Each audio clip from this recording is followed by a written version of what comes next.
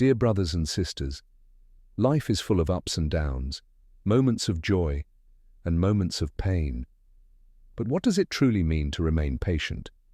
When things go wrong, how can we find strength in the darkest times?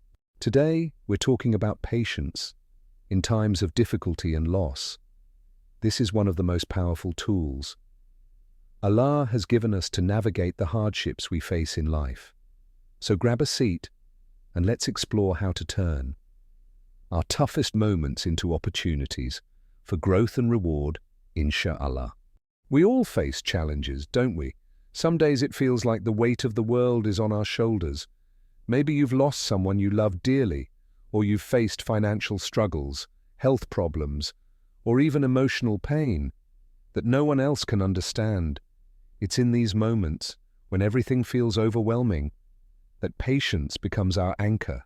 Allah says in the Qur'an, "And we will surely test you with something of fear and hunger and a loss of wealth and lives and fruits, but give good tidings to the patient." This verse tells us that hardship is a part of life, but there's a reason to be hopeful, because good tidings are promised to those who are patient. Let's think about that for a second. Allah, the most merciful, is promising us something beautiful when we show patience during our trials. But what exactly is Sabr? It's not just about waiting for the storm to pass. It's about how we wait. It's about enduring with dignity, faith, and trust in Allah's plan.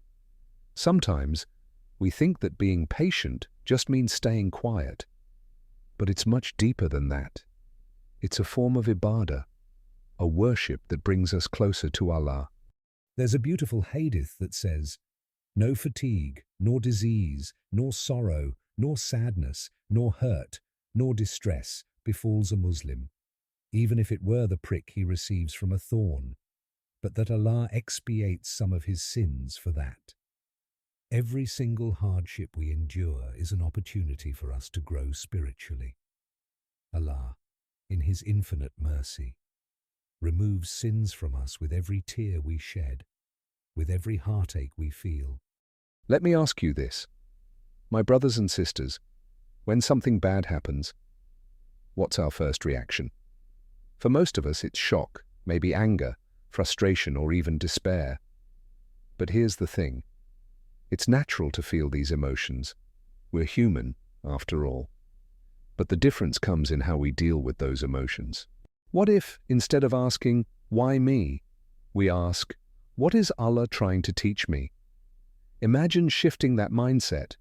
Every trial, every setback becomes a lesson, a reminder that this life is temporary and our ultimate reward lies with Allah. One of the most powerful examples of patience is found in the story of Prophet Ayub. He lost everything, his health, his wealth, his children, yet he never lost his faith. For years, he endured intense pain and suffering. But in the midst of it all, he kept turning to Allah, never complaining, never wavering in his trust.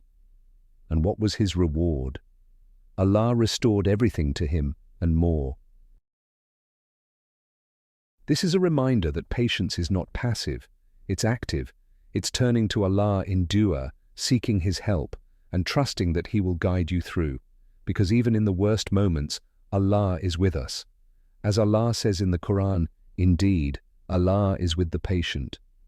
So how can we practice patience when life feels unbearable? I want to share 3 practical tips with you.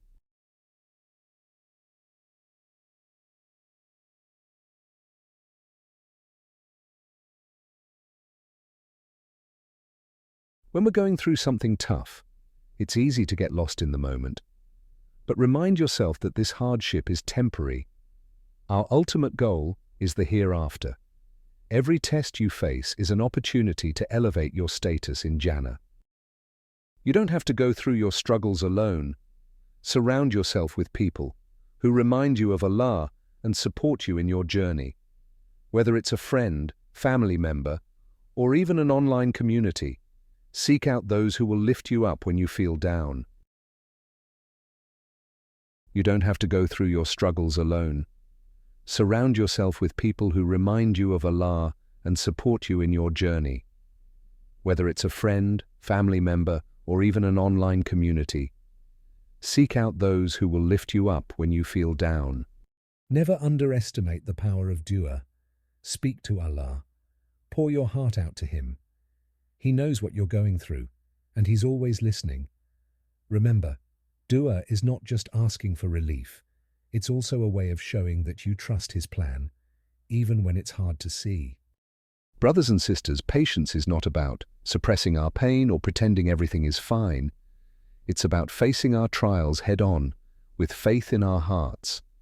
It's about accepting that Allah's wisdom is beyond our understanding, but trusting that whatever happens, there is goodness in it. Allah promises us, "For indeed, with hardship will be ease." And that's something we need to hold on to. Hardship and ease go hand in hand. When we practice Sabr, Allah is already preparing relief for us, whether we see it now or later. So, my dear brothers and sisters, let's strive to be among those who are patient. Let's turn our trials into acts of worship, and our pain into opportunities for growth. May Allah grant us the strength to endure with Sabr, and may He reward us with ease in this life and the next. Ameen. Thank you for joining me in today's episode. If you found this beneficial, don't forget to like, share, and subscribe so we can continue this journey together.